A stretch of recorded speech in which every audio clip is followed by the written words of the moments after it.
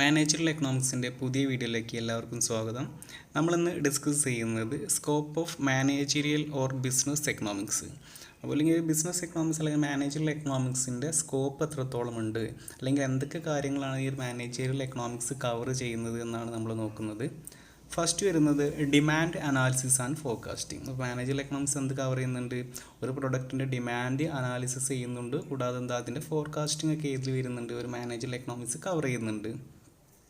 Goods are produced to be sold in the market. അറിയുന്നതാണ്, ഒരു goods produce ചെയ്യുന്ന നമുക്ക് മാർക്കറ്റിൽ സെല്ല് ചെയ്യാനാണെന്ന് അറിയാം. The volume of production depends upon demand. അപ്പോൾ ഡിമാൻഡിനനുസരിച്ചായിരിക്കും എന്ത് ചെയ്യുന്നത്, ഒരു കമ്പനി അതിൻ്റെ പ്രൊഡക്റ്റ് പ്രൊഡ്യൂസ് ചെയ്യുന്നത്.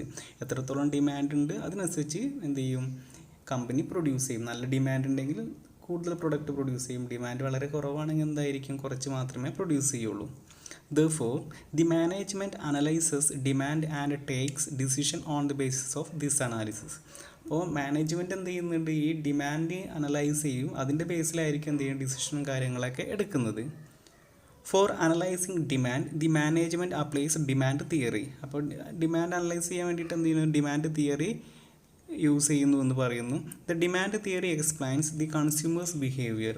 അപ്പോൾ ഡിമാൻഡ് തിയറി എന്താണ് എക്സ്പ്ലെയിൻ ചെയ്യുന്നത്? കൺസ്യൂമേഴ്സിൻ്റെ ബിഹേവിയർ. കൺസ്യൂമേഴ്സ് ഇപ്പോൾ വാങ്ങാൻ ചാൻസ് ഉണ്ടോ അല്ലെങ്കിൽ വാങ്ങില്ലേ, എന്തായിരിക്കും അവരൊരു ബിഹേവിയർ, ഇതൊക്കെയാണ് ഡിമാൻഡ് തിയറി പറഞ്ഞു കൊടുക്കുന്നത്.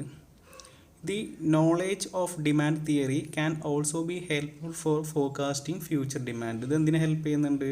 ഫ്യൂച്ചർ ഡിമാൻഡ് ഫോർകാസ്റ്റ് ചെയ്യാൻ ഹെൽപ്പ് ചെയ്യുന്നു. Demand forecasting is essential for business planning. ഇത് എന്തിനാ എസെൻഷ്യലാണ്? നമ്മളെ ബിസിനസ് പ്ലാനിങ്ങിനൊക്കെ ഡിമാൻഡ് തിയറി വളരെ ഹെൽപ്ഫുൾ ആണെന്ന് പറയുന്നു. Then second one, cost analysis. Estimation of cost is an essential part of managerial problems.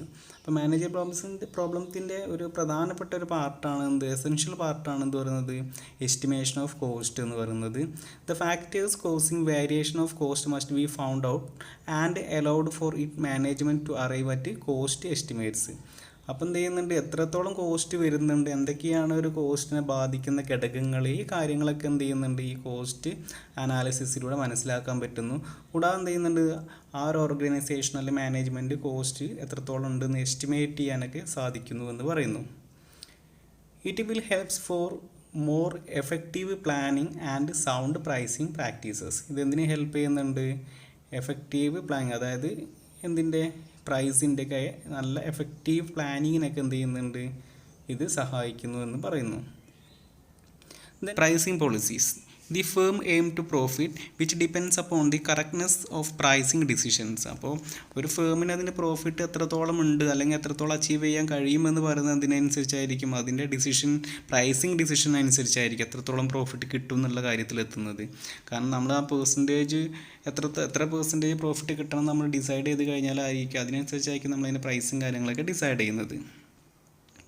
The price has to be fixed according to the conditions in the market. അപ്പോൾ എന്ത് ചെയ്യുന്നത്, price fix ചെയ്യുന്നത് എങ്ങനെയായിരിക്കാം, market condition അനുസരിച്ചായിരിക്കും. മാർക്കറ്റിൽ demand ഉണ്ടെങ്കിൽ നമ്മൾക്ക് എന്ത് ചെയ്യാം, അതിൻ്റെ പ്രൈസ് ഇൻക്രീസ് ചെയ്യാൻ പറ്റും. ഡിമാൻഡ് കുറവാണെങ്കിൽ നമ്മൾ എന്ത് ചെയ്യേണ്ടി വരും, പ്രൈസ് കൂട്ടിയിട്ടൊന്നും കാര്യമില്ല, എന്ത് ചെയ്യേണ്ടി വരും, കുറഞ്ഞ വിലയ്ക്കൊക്കെ വെക്കേണ്ടി വരും. The pricing is an important area of managerial economics. അപ്പം പ്രൈസിങ് എന്ന് പറയുന്നത് മാനേജറൽ എക്കണോമിക്സിൻ്റെ വളരെ പ്രധാനപ്പെട്ടൊരു ഏരിയയാണെന്ന് പറയുന്നു. Theories regarding price fixation help the firm to solve the price fixation problems. അപ്പോൾ ഈ പ്രൈസിങ് തിയറി എന്ത് ചെയ്യുന്നുണ്ട്, ഒരു ഫേമിനെ പ്രൈസ് ഫിക്സ് ചെയ്യാനൊക്കെ സഹായിക്കുന്നുണ്ട് എന്ന് പറയുന്നു. Then study of market. After pricing the product the manager has to introduce the product in the market. അപ്പോൾ പ്രൈസ് ഫിക്സ് ചെയ്തതിന് ശേഷം നെക്സ്റ്റ് സ്റ്റെപ്പ് എന്ന് പറയുന്നതായിരിക്കാം പ്രൊഡക്റ്റ് മാർക്കറ്റിൽ ഇൻട്രൊഡ്യൂസ് ചെയ്യുക എന്നാണ് പറയുന്നത്. Markets R never constant. ഒരു മാർക്കറ്റ് ഒരിക്കലും എന്തെല്ലാം കോൺസ്റ്റൻ്റ് ആയി നിൽക്കില്ല, മാറ്റം വന്നുകൊണ്ടേയിരിക്കും. കാരണം ഹൈ കോമ്പറ്റീഷൻ ആയിരിക്കും ഒരു മാർക്കറ്റിൽ ഉണ്ടാകുക. അപ്പോൾ മാർക്കറ്റ് ഒരിക്കലും എന്താ കോൺസ്റ്റൻ്റ് അല്ല എന്ന് പറയുന്നുണ്ട്. ചിലപ്പോൾ നമ്മളെ പ്രൊഡക്റ്റിന് ഡിമാൻഡ് ഉണ്ടായിരിക്കും, ചിലപ്പോൾ എന്തുണ്ടാവില്ല, ഡിമാൻഡ് ഉണ്ടായിരിക്കില്ല. ദേ ഗോ ഓൺ ചേഞ്ച് ചെയ്യും, എപ്പോഴും മാറ്റങ്ങൾ വന്നുകൊണ്ടേയിരിക്കുമെന്ന് പറയുന്നു. The manager should offer the products only those markets were he will get maximum sales. അപ്പോൾ എവിടെയാണ് ഇത് ഒരു മാനേജർ ഒരു പ്രൊഡക്റ്റ് സെല് ചെയ്യാൻ ഉദ്ദേശിക്കുന്നത്, എവിടെ നിന്നാണോ അദ്ദേഹത്തിന് കൂടുതൽ സെയിൽ ഉണ്ടാകുക അവിടെ ആയിരിക്കും എന്ത് ചെയ്യുന്നത് ഒരു മാനേജർ തീർച്ചയായിട്ടും അവരുടെ പ്രൊഡക്റ്റ് സെയിൽ ചെയ്യുന്നതെന്ന് പറയുന്നു. Therefore he should have a clear knowledge about the market. അപ്പം അതുകൊണ്ട് തന്നെ എന്തുണ്ടായിരിക്കണം, അദ്ദേഹത്തിന് മാർക്കറ്റിനെ കുറിച്ചുള്ള കറക്റ്റ് നോളേജും കാര്യങ്ങളൊക്കെ ഉണ്ടായിരിക്കണം. Including the nature and degree of competition. അവിടെ എത്രത്തോളം കോമ്പറ്റീറ്റേഴ്സ് ഉണ്ട്, അതായത് നമ്മളിപ്പോൾ സെയിം പ്രൊഡക്റ്റ് ഇറക്കുന്ന എത്ര ആളുകൾ അവിടെ ഉണ്ട് എന്നുള്ള കാര്യങ്ങളൊക്കെ അറിഞ്ഞിരിക്കണം. Study of market is one of the important aspects of managerial economics. എന്താണ് സ്റ്റഡി ഓഫ് മാർക്കറ്റ് എന്ന് പറഞ്ഞാൽ എന്തായിരിക്കാം, അതിൽ മാനേജറൽ എക്കണോമിക്സിൻ്റെ ഒരു ഇമ്പോർട്ടൻ്റ് ആയിട്ടുള്ള ആസ്പെക്റ്റ് ആണെന്ന് പറയുന്നു. Then profit management. The main motive of business enterprise is to earn maximum profit. ഒരു ഓർഗനൈസേഷൻ മെയിൻ ലക്ഷ്യം എന്ന് പറയുന്നത് എന്തായിരിക്കാം, അതിന് മാക്സിമം പ്രോഫിറ്റ് ഉണ്ടാക്കുക എന്നതാണ്. But profit is always uncertain because future cost and revenue are uncertain. എന്താണ് പ്രോഫിറ്റ് നമുക്ക് എത്രത്തോളം കിട്ടുമെന്ന് ഒരിക്കലും പറയാൻ പറ്റില്ല, അതൊരു അൺസേർട്ടൈൻ ആയിട്ടുള്ള ഒരു കാര്യമാണെന്ന് പറയുന്നുണ്ട്. അതിനുള്ള കാരണം എന്ന് പറയുന്നത് എന്തായിരിക്കും, ഫ്യൂച്ചറിൽ നമുക്ക് എത്ര കോസ്റ്റ് ഉണ്ടായിരിക്കും, എത്ര റവന്യൂ ഉണ്ടായിരിക്കും നമ്മൾക്ക് അറിയില്ല. അതുകൊണ്ടാണ് പ്രോഫിറ്റ് അൺസേർട്ടൈൻ ആണെന്ന് പറയാനുള്ള കാരണം. Therefore profit planning and measurement become very difficult. അപ്പം എന്താ പ്രോഫിറ്റ് പ്ലാനിങ് എന്ന് പറയുന്ന കാര്യങ്ങളൊക്കെ അത് അളക്കലും അതുപോലെ തന്നെ അത് പ്ലാൻ ചെയ്യലൊക്കെ വളരെ ഡിഫിക്കൽട്ടാണെന്ന് പറയുന്നു.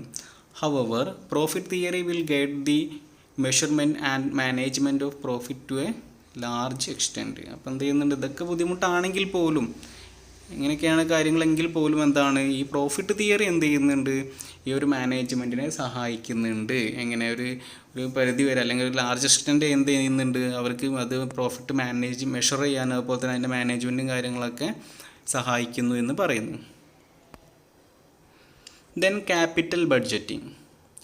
Capital is the foundation of a business. Capital നമുക്കറിയാവുന്നതാണ്, ഒരു ബിസിനസ്സിൻ്റെ അടിത്തറ എന്ന് പറയുന്നത് എന്തായിരിക്കും, അതിൻ്റെ ക്യാപിറ്റലാണെന്ന് പറയുന്നുണ്ട്. Like all other input capital also A scarce factor. എന്താണ് മറ്റുള്ള എല്ലാ ഫാക്ടേഴ്സും പോലെ തന്നെ വളരെ സ്കേഴ്സ് ആണ്, എന്ത് നമുക്ക് വളരെ ദൗർലഭ്യമുള്ളതാണ് എന്ത് പറയുന്നത് ഒരു ക്യാപിറ്റൽ എന്ന് പറയുന്നത്. Hence it is expensive. കാരണം എന്താണ്, അത് എക്സ്പെൻസീവ് ആണെന്ന് പറയുന്നു. It's efficient allocation and management is one of the most important task of the managers. അപ്പോൾ നമ്മളെ കയ്യിലുള്ള ക്യാഷ് അല്ലെങ്കിൽ നമ്മളെ ക്യാപിറ്റൽ എന്തായിരിക്കണം, അത് നല്ല രീതിയിൽ അലോക്കേറ്റ് ചെയ്യുക എന്ന് പറയുന്നത് വലിയൊരു ടാസ്ക്കാണ് ആരെ സംബന്ധിച്ചിടത്തോളം, ഒരു മാനേജറെ സംബന്ധിച്ചിടത്തോളം. കാരണം നമ്മൾ ആവശ്യമില്ലാതെ ബിസിനസ്സിനെ ഫണ്ട് എടുത്ത് അവിടെയും ഇവിടെയൊക്കെ ഇൻവെസ്റ്റ് ചെയ്ത് ആവശ്യമില്ലാതെ ഒരു ക്യാഷ് നമ്മൾ ബിസിനസ്സിൽ ഇറക്കി കഴിഞ്ഞാൽ അതൊക്കെ ബിസിനസ്സിന് നഷ്ടം വരാനുള്ള ചാൻസ് കൂടുതലായിരിക്കും. The manager has to choose the most profitable investment projects. അതുകൊണ്ട് തന്നെ എന്തായിരിക്കണം, മാനേജ്മെൻറ്റ് അല്ലെങ്കിൽ മാനേജർ ചൂസ് ചെയ്യേണ്ടത്, അതായത് വളരെ പ്രോഫിറ്റബിൾ ആയിട്ടുള്ള ഒരു ഇൻവെസ്റ്റ്മെൻറ്റ് ആയിരിക്കണം മാനേജർ ചൂസ് ചെയ്യേണ്ടത്. അപ്പോൾ എല്ലാത്തിലൊന്നും കൊണ്ടുപോയിട്ട് എന്ത് ചെയ്യാൻ പാടില്ല, നമ്മളത് ഫണ്ട് ഉണ്ട് പക്ഷേ എല്ലാത്തിലൊന്നും കൊണ്ടുപോയിട്ടൊന്നും ഒരിക്കലും എന്ത് ചെയ്യാൻ പാടില്ല, നമ്മൾ ഫണ്ട് ഇൻവെസ്റ്റ് ചെയ്യാൻ പാടില്ല എന്ന് പറയുന്നു. For this he has to ascertain the return on capital to be employed. അപ്പോൾ എന്താണ്, കൂടാതെ എത്രത്തോളം റിട്ടേൺ അതൊന്ന് കിട്ടാൻ ചാൻസ് ഉണ്ട് എന്നുള്ള കാര്യം കൂടി ആര് അസർട്ടൈൻ ചെയ്യണം, ഒരു മാനേജർ അസർട്ടൈൻ ചെയ്യണം. നമ്മളൊരു 10 ലക്ഷം നമ്മൾ ഇൻവെസ്റ്റ് ചെയ്യാൻ ഉദ്ദേശിക്കുന്നുണ്ടെങ്കിൽ ആ 10 ലക്ഷം ഇൻവെസ്റ്റ് ചെയ്ത് കഴിഞ്ഞാൽ അതിൽ നിന്ന് നമുക്ക് എത്ര റിട്ടേൺ കിട്ടും എന്നുള്ള കാര്യം കൂടി എന്താണ് ഒരു മാനേജർ അസർട്ടൈൻ ചെയ്യണമെന്ന് പറയുന്നു. Then inventory management. A firm should always keep an ideal quantity of stock. അപ്പോൾ എന്താ ഫേം എപ്പോഴും എന്ത് ചെയ്യണം, ഒരു ideal quantity of stock keep ചെയ്യണമെന്ന് പറയുന്നു. If the stock is too much the capital is unnecessarily locked up in inventories. അപ്പോൾ ഒരുപാട് നമ്മൾ ഇൻവെൻറ്ററി അല്ലെങ്കിൽ എന്താണ് ഗുഡ്സ് പ്രൊഡ്യൂസ് ചെയ്ത് വെച്ച് കഴിഞ്ഞിട്ടുണ്ടെങ്കിൽ നമ്മളെ ക്യാപിറ്റൽ ലോക്കാവുന്നൊരവസ്ഥയാണെന്ന് പറയുന്നത്. കാരണം നമ്മൾ കയ്യിലുള്ള ക്യാഷൊക്കെ കൊടുത്തിട്ട് നമ്മളുള്ള എല്ലാ പ്രൊഡക്റ്റും പ്രൊഡ്യൂസ് ചെയ്ത് വെച്ചു, അത് സെയിലായിട്ടില്ലെങ്കിൽ എന്തായിരിക്കാം, നമ്മളടുത്ത് വേറെ ക്യാഷ് ഉണ്ടാവില്ല. കാരണം അത് സെയിലായെങ്കിൽ മാത്രമേ നമുക്ക് എന്ത് ചെയ്യാൻ പറ്റുള്ളൂ, നമ്മളെ ക്യാഷ് റിട്ടേൺ കിട്ടുള്ളൂ. അപ്പോൾ നമ്മളെ ക്യാഷ് അല്ലെങ്കിൽ എന്തായിരിക്കാം, നമ്മളെ ക്യാപിറ്റൽ ലോക്കായി പോകുന്നൊരവസ്ഥയായിരിക്കും നമ്മൾ കൂടുതലായിട്ട് പ്രൊഡ്യൂസ് ചെയ്ത് വെച്ചാൽ എന്ന് പറയുന്നു. At the same time, if the level of inventory is low, production will be interrupted due to non-availability of material. അതുപോലെ തന്നെ നമ്മളെ കയ്യിലുള്ള ഇൻവെൻറ്ററി വളരെ കുറവാണെങ്കിൽ എന്ത് ചെയ്യുന്നുണ്ട്, നമ്മളെ പ്രൊഡക്ഷനിലും കാര്യങ്ങളൊക്കെ തടസ്സപ്പെടുത്തും എന്ന് പറയുന്നുണ്ട്. കാരണം എന്താ, നമ്മൾക്ക് ആവശ്യമനുസരണം നമുക്ക് മെറ്റീരിയലും കാര്യങ്ങളൊക്കെ കിട്ടാത്തൊരവസ്ഥയായിരിക്കും. അപ്പോൾ ഒരു ഐഡിയൽ സ്റ്റോക്ക് എപ്പോഴും എന്ത് ചെയ്തിരിക്കണം, അവിടെ ക്വാണ്ടിറ്റി ഓഫ് സ്റ്റോക്ക് എപ്പോഴും റോ മെറ്റീരിയൽ ആയാലും എന്തായാലും എന്താണ് കമ്പനി അവിടെ കീപ്പ് ചെയ്തിരിക്കണമെന്ന് പറയുന്നു. Therefore, managerial economics will use inventory techniques such as ABC analysis and other inventory models with a view to minimizing the inventory cost. അപ്പോൾ എന്ത് ചെയ്യുന്നുണ്ട്, ഫേംസ് അല്ലെങ്കിൽ എന്താണ് ഒരു ഓർഗനൈസേഷൻ ഡിഫറെൻറ്റ് ടെക്നിക്സുകളും കാര്യങ്ങളൊക്കെ യൂസ് ചെയ്യുന്നുണ്ട് എന്തിനു വേണ്ടിയിട്ട്, ഈ ഐഡിയൽ സ്റ്റോക്ക് കീപ്പ് ചെയ്യാനൊക്കെ വേണ്ടിയിട്ട് എന്ന് പറയുന്നു. Next, business cycles. Business cycles affect business decisions. എന്താണ് ബിസിനസ് സൈക്കിൾ? എന്തിനെ ബിസിനസ്സിൻ്റെ തീരുമാനങ്ങളെ അത് അഫക്റ്റ് ചെയ്യുന്നു എന്ന് പറയുന്നു. Business cycle refers to regular fluctuations in economic activities in the country. ഒരു രാജ്യത്തുണ്ടാകുന്ന എക്കണോമിക് ആക്ടിവിറ്റിയിൽ ഉണ്ടാകുന്ന റെഗുലർ ഫ്ലക്ച്വേഷൻസിനെയാണ് നമ്മൾ എന്ത് പറയുന്നത്, ബിസിനസ് സൈക്കിൾ എന്നുള്ളതുകൊണ്ട് ഉദ്ദേശിക്കുന്നത്. The different phases of business cycle are depression, recovery, prosperity, boom and recession. Business സൈക്കിളിൻ്റെ ഡിഫറെൻറ്റ് സ്റ്റേജസ് ഉണ്ട്. ഓരോ ഫ്ലക്ച്വേഷൻസിന് ഓരോ സ്റ്റേജസ് വരുന്നുണ്ട്. അതിലാണ് ഫസ്റ്റ് വൺ ഡിപ്രഷൻ വരുന്നുണ്ട്, recovery, prosperity, boom and recession. Business cycle വരുന്ന ക്ലാസ്സുകളിൽ നമുക്ക് കൂടുതലായിട്ട് പഠിക്കാനുണ്ട്. അപ്പോൾ നമുക്ക് ഒന്നുകൂടി ഡിസ്കസ് ചെയ്യാം. Then fundamental concepts of managerial economics അല്ലെങ്കിൽ പ്രിൻസിപ്പിൾസ് ഓഫ് എക്കണോമിക്സ് എന്നും പറയാം. First of all, principles of opportunity cost. Opportunity cost of anything is the cost of the next best alternative which is given up. അപ്പോൾ opportunity cost എന്ന് പറഞ്ഞാൽ നമ്മൾക്കിപ്പോൾ 2 opportunity ഉണ്ടാകുന്ന സമയത്ത് അതിൽ നിന്ന് ഒരു ഓപ്പർച്യൂണിറ്റി ചൂസ് ചെയ്യുന്ന സമയത്ത് നമ്മൾക്ക് നഷ്ടപ്പെട്ട ഓപ്പർച്യൂണിറ്റിക്ക് വരുന്ന കോസ്റ്റിനെയാണ് നമ്മളെന്ത് പറയുന്നത്, ഓപ്പർച്യൂണിറ്റി കോസ്റ്റ് എന്ന് പറയുന്നത്. It refers to the cost of forgoing or giving up an opportunity. നമുക്ക് നഷ്ടപ്പെടുത്തിയിട്ടില്ല, നമ്മൾ ഒഴിവാക്കിയിട്ടുള്ള ഓപ്പർച്യൂണിറ്റിയുടെ കോസ്റ്റാണ് ഓപ്പർച്യൂണിറ്റി കോസ്റ്റ് എന്ന് പറയുന്നത്. It is the earnings that would be realized if the available resources were put to some other use. എന്തായിരിക്കാം, നമ്മളിപ്പോൾ ഒരു particular activity ചെയ്യാൻ ഉദ്ദേശിക്കുന്നെങ്കിൽ അതിൽ നിന്ന് മാറ്റി നമ്മൾ വേറൊരു ആക്ടിവിറ്റി ചെയ്യുകയാണെങ്കിൽ അപ്പോൾ അതിൽ നിന്ന് നമുക്ക് എന്തെങ്കിലും ഒരു നേട്ടം ഉണ്ടായിരിക്കും. അപ്പോൾ ആ നേട്ടം നമ്മൾക്ക് കിട്ടാത്തൊരവസ്ഥ, കാരണം നമ്മൾ വേറെ ആക്ടിവിറ്റി ആയിരിക്കും ചൂസ് ചെയ്തിട്ടുണ്ടാകാം. അപ്പോൾ അതിനെയാണ് ഓപ്പർച്യൂണിറ്റി കോസ്റ്റ് എന്ന് പറയുന്നത്.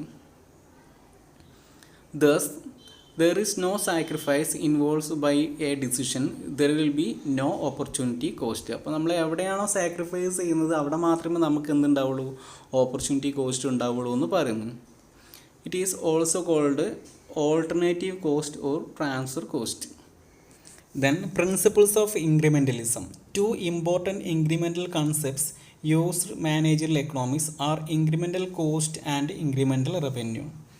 Incremental cost is a large in total cost resulting from a decision. അപ്പോൾ ഇൻക്രിമെൻ്റൽ കോസ്റ്റ് അല്ലെങ്കിൽ എന്താണ്, ഇൻക്രിമെൻ്റൽസിൽ 2 കാര്യമാണ്, കൺസെപ്റ്റാണ് വരുന്നത്. എന്താണ് incremental cost and incremental revenue.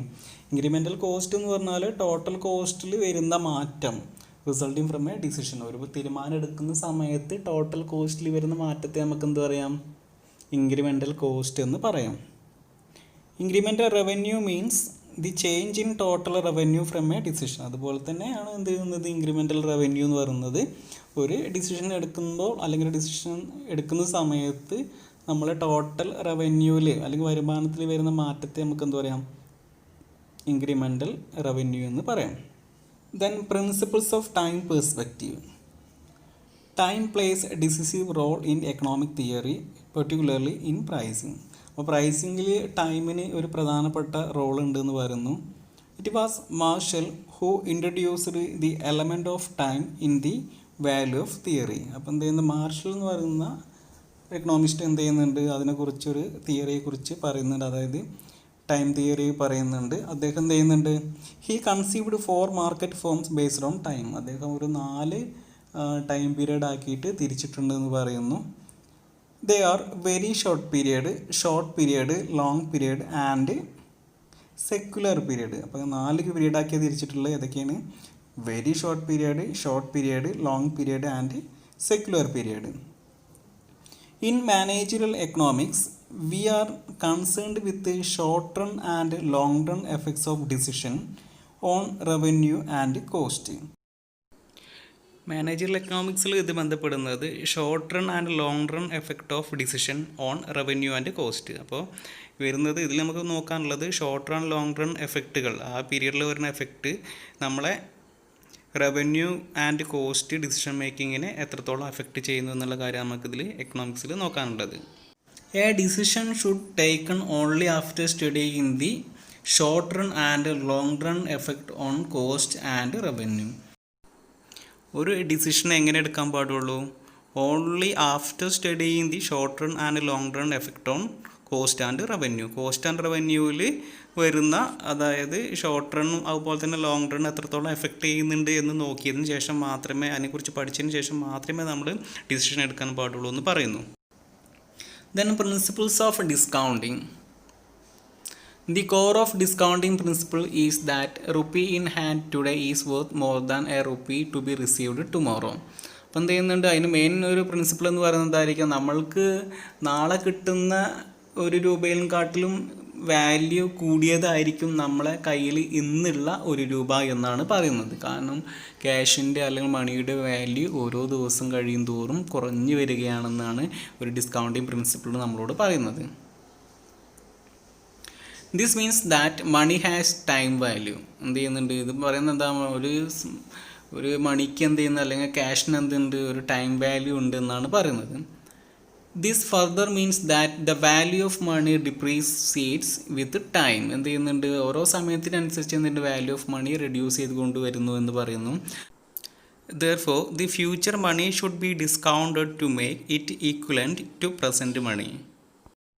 Future money നമ്മളെ പ്രസൻറ്റ് മണിയുമായിട്ട് ഈക്വൽ ആകണമെങ്കിൽ തീർച്ചയായിട്ടും ഫ്യൂച്ചറിൻ്റെ വാല്യൂ കുറച്ചിരിക്കണമെന്നാണ് പറയുന്നത്. The future money should be discounted because of 2 reasons. എന്തുകൊണ്ടാണ്, 2 കാരണങ്ങൾ കൊണ്ടാണ് എന്ത് ചെയ്യുന്നത്, ഫ്യൂച്ചർ മണി ഡിസ്കൗണ്ട് ചെയ്യുന്നു എന്ന് പറയുന്നു. 1 reason is that the future money involves uncertainty and risk. ഒരു കാരണം എന്ന് പറയുന്നത് എന്താണ്, ഫ്യൂച്ചർ മണി എന്ന് പറയുന്നത് എന്തായാലും മെയിനായിട്ട് ഇൻവോൾവ് ചെയ്യുന്നതാണ് അൺസർട്ടനിറ്റി ആൻഡ് റിസ്ക്കും അതുപോലെ തന്നെ അൺസർട്ടനിറ്റിയും കൂടുതലായതുകൊണ്ടാണെന്ന് പറയുന്നു. The other reason is that to wait for future implies a sacrifice in the present. കൂടാതെ എന്താണ്, നമ്മൾ ഫ്യൂച്ചറിന് വെയിറ്റ് ചെയ്യണമെങ്കിൽ എന്താണ്, പ്രസൻറ്റ് സാക്രിഫൈസ് ചെയ്യേണ്ടി വരും എന്ന് പറയുന്നു. അപ്പോൾ ഈ 2 കാരണങ്ങൾ കൊണ്ടാണ് മണി നമ്മൾ എന്താണ് ക്യാഷ് നമ്മൾ ഡിസ്കൗണ്ട് ചെയ്ത് കാണിക്കാനുള്ള reason. Then equimarginal principle. This is one of the widely used concepts in managerial economics. This principle is also known as principles of maximum satisfaction. അപ്പോൾ ഇതിനെ പറയുന്ന മറ്റൊരു പേരെന്താണ്, principles of maximum satisfaction. According to this principle, an input should be allocated in such a manner that the value added by the last unit of input is same in all uses. നമ്മൾ input എങ്ങനെയാണ് allocate ചെയ്യേണ്ടതെന്ന് പറഞ്ഞത്, ഓരോ input allocate ചെയ്യുന്ന സമയത്തും അത് ഇപ്പോൾ ലാസ്റ്റത്തെ ഇൻപുട്ട് ആണെങ്കിൽ പോലും അതിൽ കിട്ടുന്ന വാല്യൂ അല്ലെങ്കിൽ അതിൽ കിട്ടുന്ന ബെനിഫിറ്റ് എന്തായിരിക്കണം, സെയിം ആയിരിക്കണം. അല്ലാതെ നമ്മൾ ഫസ്റ്റത്തേന് ഒരു കിട്ടി പിന്നെ ലാസ്റ്റ് ആകുമ്പോഴേക്കും അതിന് വാല്യൂ റിഡ്യൂസ് ചെയ്യുന്നൊരു കേസ് ഉണ്ടാകാൻ പാടില്ല. അപ്പോൾ എല്ലാ യൂസിലും ആ ഒരു ഇൻപുട്ടിൽ നിന്ന് കിട്ടുന്ന സാറ്റിസ്ഫാക്ഷൻ അല്ലെങ്കിൽ അതിൽ കിട്ടുന്ന ബെനിഫിറ്റ് അല്ലെങ്കിൽ കിട്ടുന്ന വാല്യൂ എന്തായിരിക്കണം, സെയിം ആയിരിക്കണം എന്നാണ് പറയുന്നത്. In this way, this principle provides a base for maximum exploitation of all the inputs of a firm so as to maximize the profitability. അപ്പോൾ ഒരു പ്രിൻസിപ്പിൾസിനെ മെയിനായിട്ട് പറയുന്നത് എന്താണ്, maximum exploitation of all the inputs. അപ്പോൾ നമ്മൾ എന്തൊക്കെ ഇൻപുട്ടുകളാണോ ഒരു പ്രൊഡക്ഷന് അല്ലെങ്കിൽ കമ്പനിക്ക് വേണ്ടി കൊടുക്കുന്നത് അതിനെ എക്സ്പ്ലോയിറ്റ് ചെയ്യണമെന്ന് പറയുന്നത്. അതായത് എക്സ്പ്ലോയിറ്റ് ചെയ്യുക മീൻസ് നമ്മളത് മാക്സിമം യൂസ് ചെയ്യുക, അല്ലാതെ ദുരുപയോഗം ചെയ്യുക എന്നുള്ളതല്ല. എന്താണ്, നമ്മളിപ്പോൾ ഒരു ഇൻപുട്ട്, നമ്മളൊരു ഓർഗനൈസേഷനിൽ ഒരു ഇൻപുട്ട് നമ്മൾ പ്രൊഡ്യൂസ് ചെയ്യാൻ കൊടുക്കുന്ന സമയത്ത് അല്ലെങ്കിൽ പ്രൊഡക്ഷന് വേണ്ടി യൂസ് ചെയ്യുമ്പോൾ അതിൻ്റെ മാക്സിമം ലെവലിലായിരിക്കണം നമ്മളത് യൂസ് ചെയ്യേണ്ടത്. അല്ല, അപ്പോൾ നമ്മൾക്കിപ്പോൾ ഒരു 10,000 ക്വാണ്ടിറ്റി പ്രൊഡ്യൂസ് ചെയ്യാൻ കപ്പാസിറ്റി ഉണ്ട്, നമ്മൾ എന്ത് ചെയ്യുക, ഒരു 5,000 ഇങ്ങനെ പ്രൊഡ്യൂസ് ചെയ്ത് പോയാലൊക്കെ എന്തായിരിക്കാം, നമുക്ക് നഷ്ടമായിരിക്കും. അപ്പോൾ അതിൻ്റെ മാക്സിമം ലെവലിലായിരിക്കണം നമ്മളത് യൂസ് ചെയ്യേണ്ടതെന്ന് പറയുന്നു. അപ്പോൾ ഇത്രയും കാര്യങ്ങളാണ് എന്ന് പറയാനുള്ളത്. മനസ്സിലായെന്ന് വിചാരിക്കുന്നു. Okay, thank you.